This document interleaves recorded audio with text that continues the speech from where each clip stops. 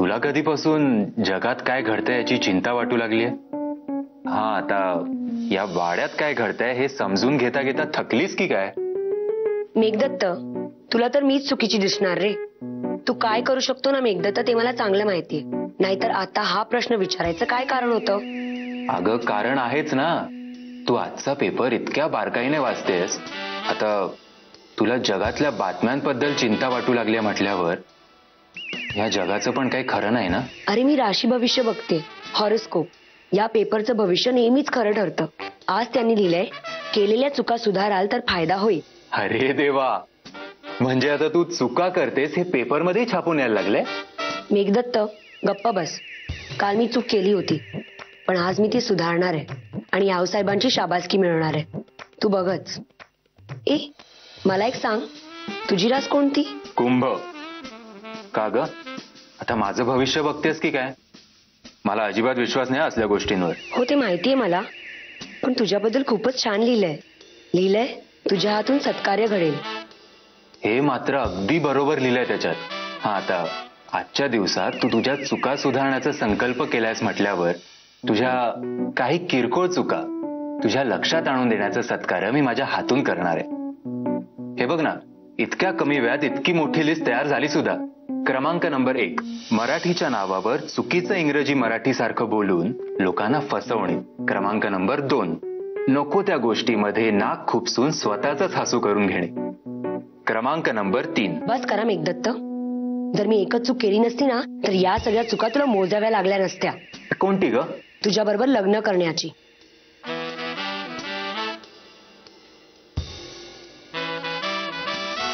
सगळ्या चेकलिस्ट आणि पेपर्स बघून ठेवलेस ना तू? हो, मी सगळे पेपर्स घेतलेत. तू लॅपटॉप घेतलाय ना? हो. येस. आज कुठची चूक घडता कामा नये. हो. अने दही घे, आज तुझा महत्वाचा प्रोजेक्ट आहे ना.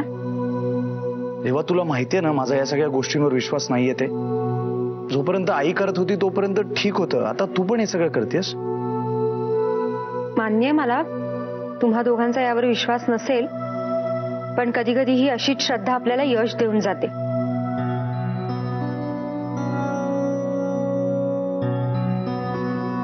अवनी,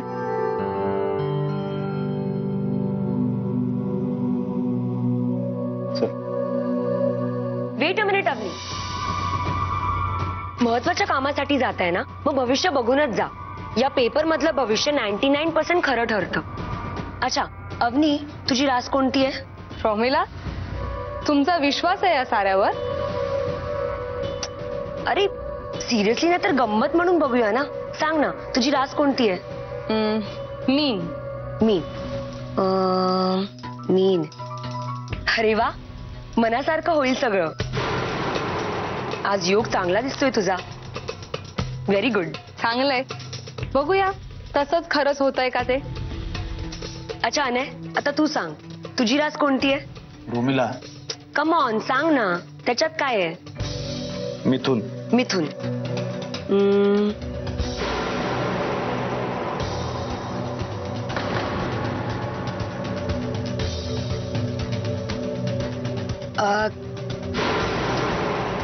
अरे वा, छान आहे तुझं भविष्य.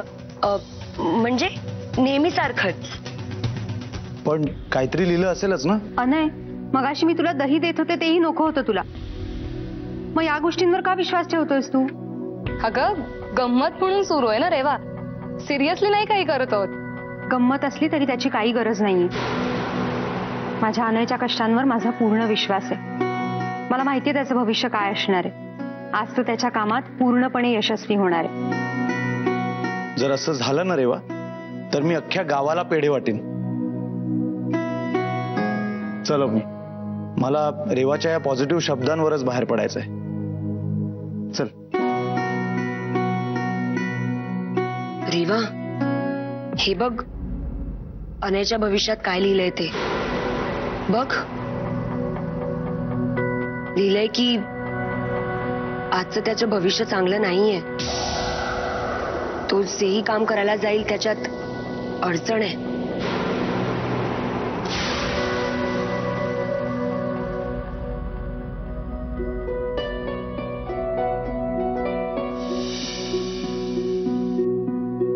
औसे, अरे रेवा, बसा की हो.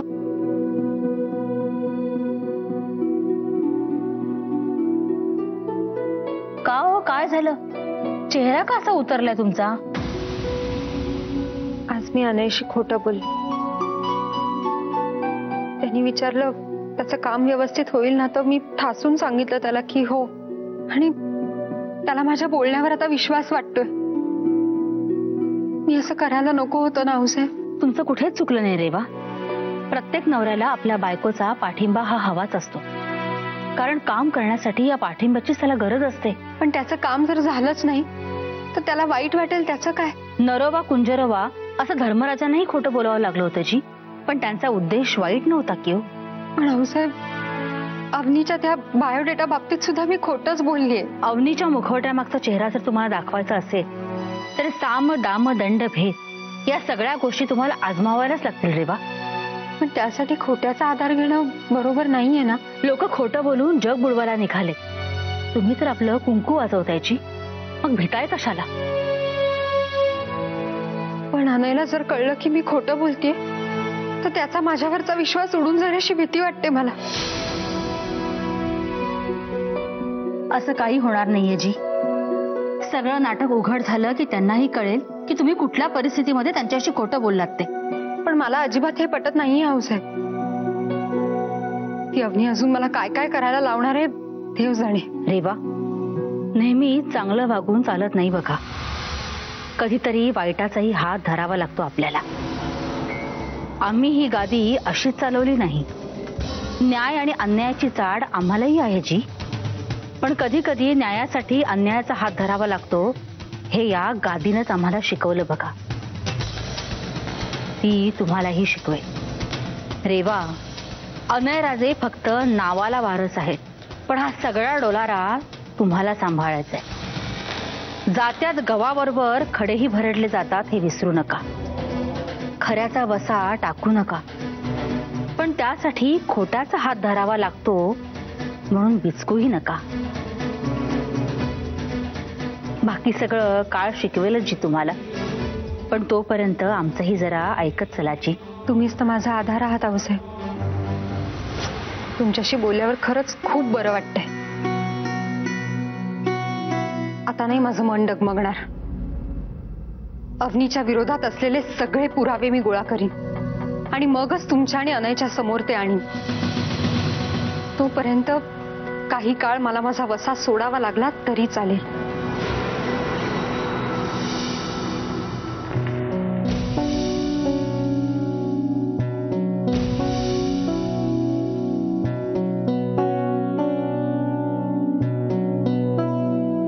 तू कशी इतक्या स्वस्त बसू शकतेस? नाही, अरे तू कशाला इतका रेस्टलेस होतोयस? रिलॅक्स. 7 वाजता येणार आहे ना त्यांचा फोन. मग तू कशाला आतापासून पेशन्स वाया घालवतोयस? तुला नाही कळणार. तुला माहितीये मला आता कसं वाटतंय? ज्या दिवशी माझा 10वीचा रिझल्ट लागणार होता ना, त्या दिवसासारखं. खरं म्हणजे त्या दिवशी सुद्धा मला असं वाटलं नव्हतं. शे, हा वेळ पण किती हळू चाललाय पुढे. अनय, अरे आपल्यासाठी कोणतेही काम हे महत्वाचं असतंच, पण आपण सगळ्या गोष्टींसाठी मनाची तयारी केली पाहिजे. आणि मन आपण सगळ्याच बाबतीत उतावीळ ठेवलं ना की अपेक्षाही वाढत जातात. अवनी, प्रत्येक गोष्टीकडे बघण्याचा दृष्टिकोन नेहमी पॉझिटिव्ह असला पाहिजे असं रेवा म्हणते. त्यामुळे मला खात्री आहे हा निर्णय सुद्धा पॉझिटिव्हच लागेल. फोन. हॅलो. अहो ठेवा हो फोन. काय कामाच्या वेळेला कटकट लावताय तुम्ही? ठेवा. काय झालं? कोण होतं? लोन हवाय का विचारायला फोन होता. नेमके कामाच्या वेळेला कडमडतात ही लोक.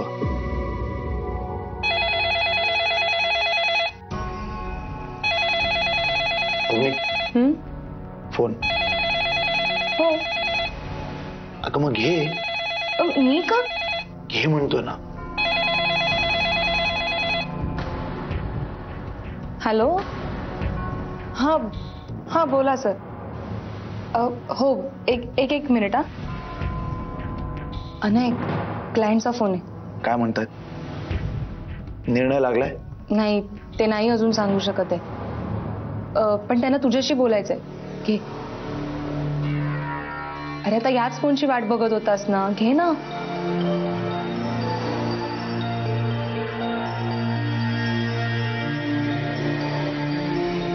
हा सर, बोला.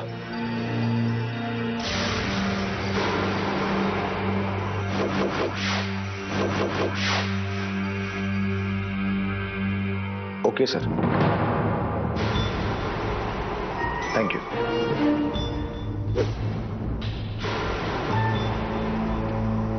अरे काय झालं? आपल्याला प्रोजेक्ट मिळालाय ना?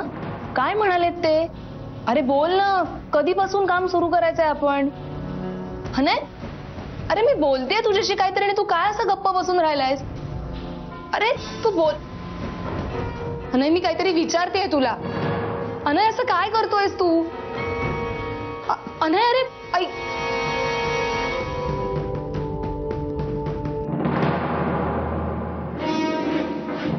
मिस्टर अनय सरनोबत, मी माझा पहिला डाव जिंकला.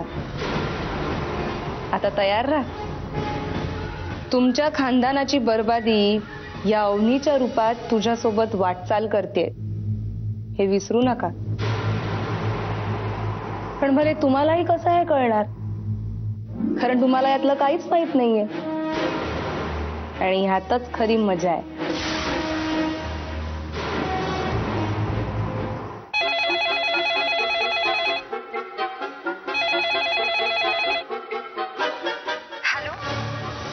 फोन ठेवू नका. मला अवनीबद्दल माहिती हवी आहे.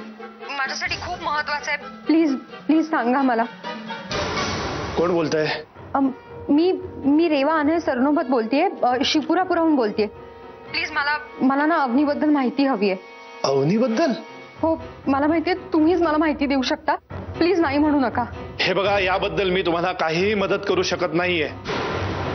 अवनीबद्दल मी तुम्हाला काहीही सांगू शकत नाही. पण का? कारण अवनी मेली आहे.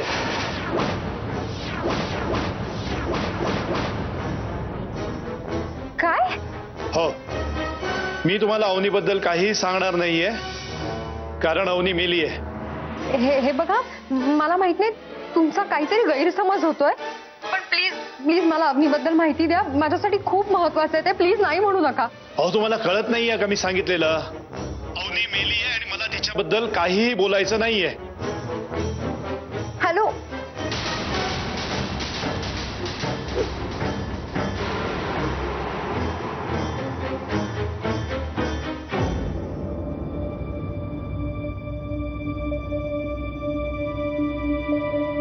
कोणाशी बोलत होतात फोनवर? किती वेळा सांगितलं की मी घरात नसताना फोन उचलत जाऊ नका म्हणून? कळत नाही का तुम्हाला? अवनी या विषयावर बोलायचं नाही, हे किती वेळा सांगितलंय तुम्हाला? कोण होतं कोण फोनवर आणि काय विचारत होते?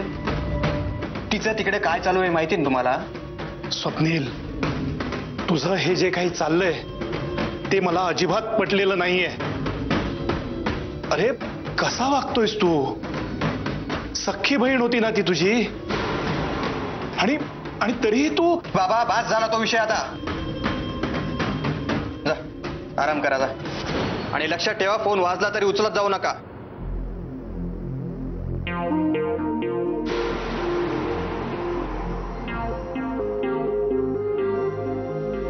यांच्यावर मला लक्षच ठेवायला हवं, नाहीतर नसता घोळून बसेल. अवनीचे बाबा अवनीबद्दल असं कसं म्हणाले? आपल्याच मुलीबद्दल वडील अगदी ती मेली असं कसं बोलू शकतात? त्यांच्या बोलण्यात मला अगतिक स्वर जाणवला. काय झालं असेल अवनीच्या जीवनात? नाही, मला अवनी या प्रकरणाचा निकाल जर लावायचाच आहे तर आता तिच्या बाबतीत इतकं हळवून नाही चालणार. कारण आता तिच्या नाही तर माझ्या आयुष्याचा प्रश्न आहे.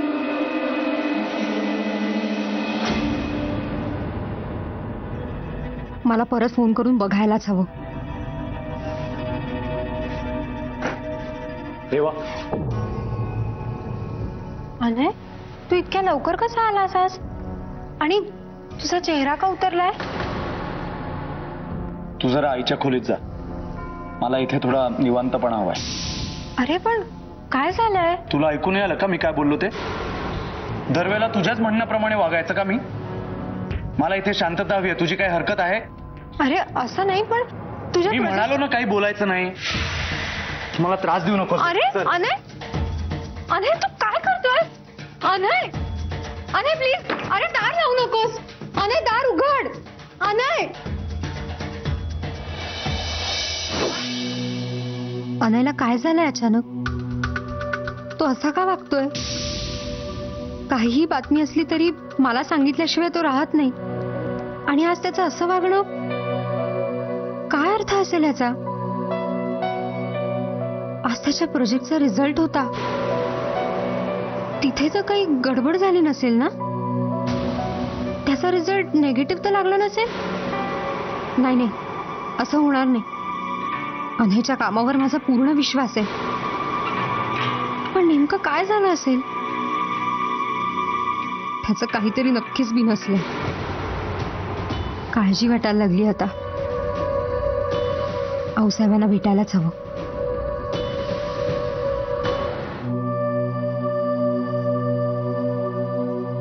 फोनवर त्या क्लायंट बरोबर काय बोलणं झालं काहीच कळलं नाही मला. आणि मग अनय नंतर लगेच ऑफिस मधून निघून आला. मला वाटतं की ते प्रोजेक्ट रिजेक्ट केलं असावं.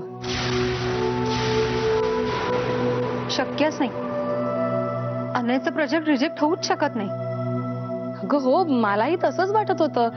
आणि अनयचं काम किती चोख आहे हे मलाही माहिती आहे ना.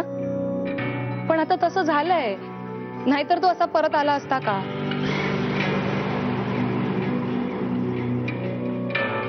तुला खात्रीने असं वाटतंय? अगं मग उगाच का अनय असा परत आला आणि आता गप्प बसून राहिलाय? मला वाटतं की तसंच काहीतरी झालं असावं. अरे वा अग्नी, तू अनयला इतक्या कमी वेळात चांगल्या प्रकारे ओळखू लागली आहेस. रेवापेक्षाही चांगल्या प्रकारे. रेवा, अनय तुम्हाला काही बोलले का? नाही, तो दार बंद करून बसलाय. छोट्या छोट्या गोष्टी मनाला लावून घ्यायची सवयच आहे त्याला. आणि हे प्रोजेक्ट तर त्याचं खूप मोठं स्वप्न होतं. नाही, मला असं वाटतंय की त्याचं प्रोजेक्ट नक्की पास झालं असणार.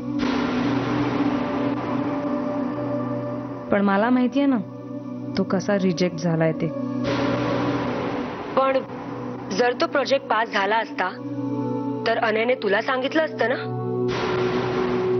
नाही, तो काही बोलला नाही तरी मला पूर्ण खात्री आहे त्याचा प्रोजेक्ट नक्की पास झाला असणार. पण प्रत्येक वेळेला आपल्या मनासारखं होतं तसं नाही.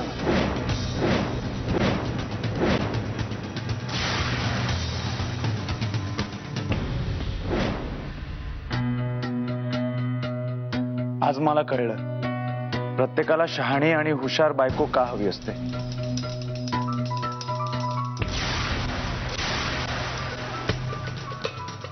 मी त्या बाबतीत लकी निघालोच आहे.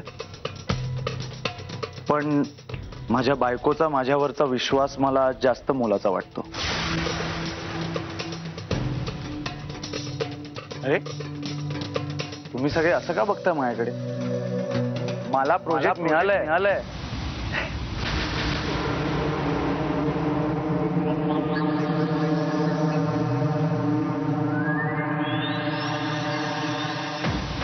मला प्रोजेक्ट मिळालंय.